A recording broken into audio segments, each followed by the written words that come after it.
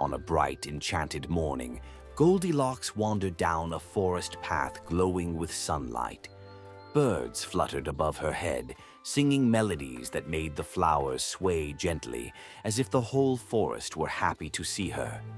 She breathed in the soft pine air and stepped deeper into the magic.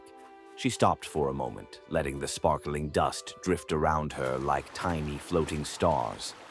And just when everything seemed perfectly calm, she felt something calling her forward. Goldilocks noticed a tiny puff of smoke curling into the sky. A warm glow flickered between distant trees, hinting at something hidden, something cozy. A cottage? Out here? Her heart fluttered with excitement, and she stepped toward the clearing to find out. A moment later, she emerged into a sunlit opening where a warm wooden cottage stood like a secret tucked into the forest. Goldilocks lifted her hand and knocked. When the door nudged open on its own, she peeked inside. And this is the moment no one expected, because the cottage was empty, warm, inviting, and pots hung from hooks. On the rustic table sat a giant wooden bowl of porridge, Papa Bear's. Goldilocks tiptoed closer, curiosity bubbling inside her. She tasted the porridge from the enormous bowl and instantly jumped back. "Too hot," she squeaked, fanning her tongue as copper pans gleamed behind her. She then examined a medium-sized bowl, Mama Bear's. "Too cold." Then she noticed the smallest bowl, warm steam rising softly above it. Baby Bear's porridge. One taste made her eyes sparkle.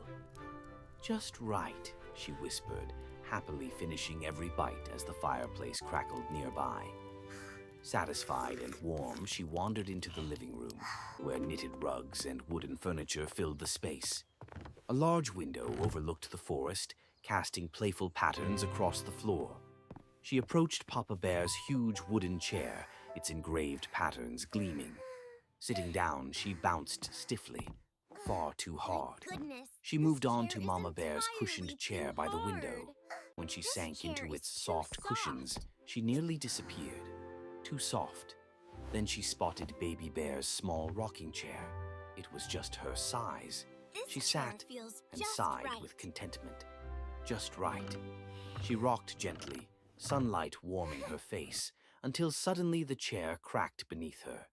What happens next will surprise you, because Goldilocks didn't panic. She simply laughed nervously and stood beside the broken chair, hoping no one would notice.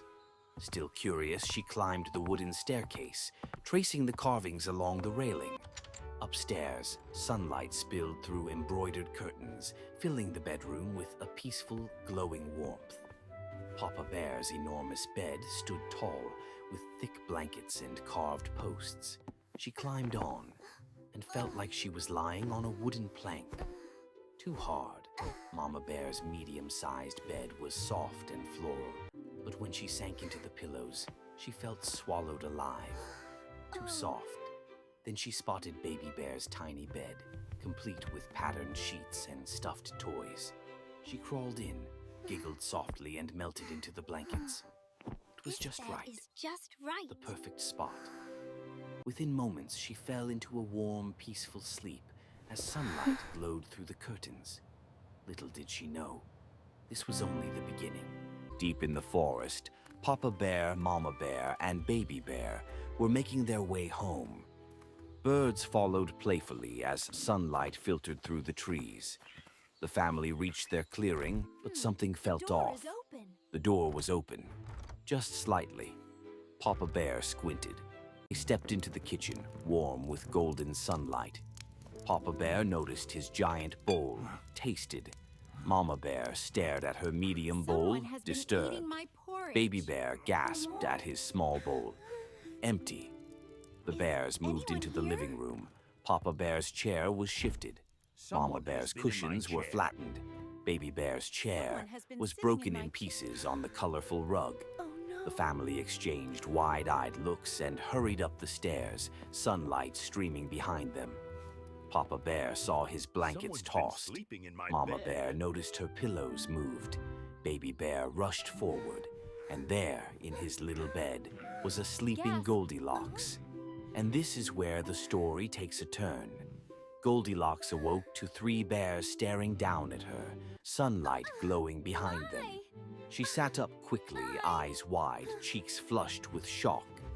Papa Bear scratched his head in confusion. Mama Bear stepped closer, startled but gentle. Baby Bear tilted his head curiously, sunlight illuminating his tiny ears. Goldilocks bolted from the bed, rushing out of the room and down the hallway, past handmade decorations and golden beams of light. She hurried down the staircase, her steps echoing through the cottage. Goldilocks ran deeper into the forest than ever before, branches chasing her like shadows. Her heart pounded as the last bit of daylight flickered through the trees, and she wondered if she'd ever find her way home again.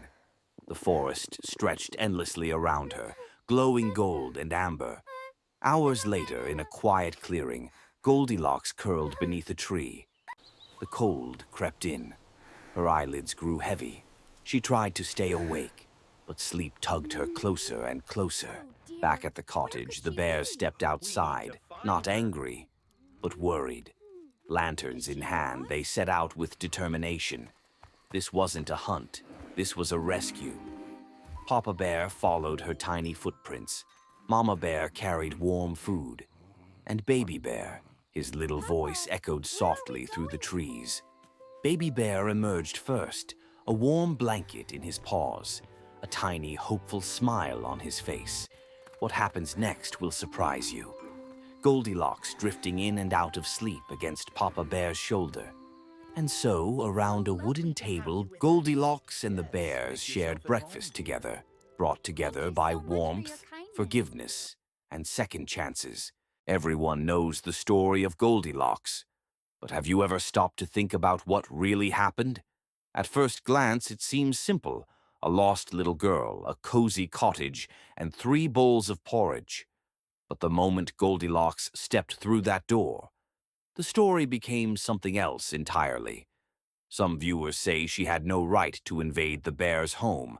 After all, she didn't knock, she didn't ask, she just wandered in, tasting food, breaking chairs, and sleeping in their beds. If anyone did that in real life, we'd call it trespassing. But others see it differently. They say she was scared, cold, and alone. A child acting out of desperation, not disrespect. And maybe, just maybe, the bear's kindness in the end shows that compassion matters more than blame. So was Goldilocks wrong? Or was she just a frightened girl looking for comfort in a world too big for her? If you loved this story, subscribe to our channel for more magical fairy tale adventures. And keep the magic alive. Until next time, my friends.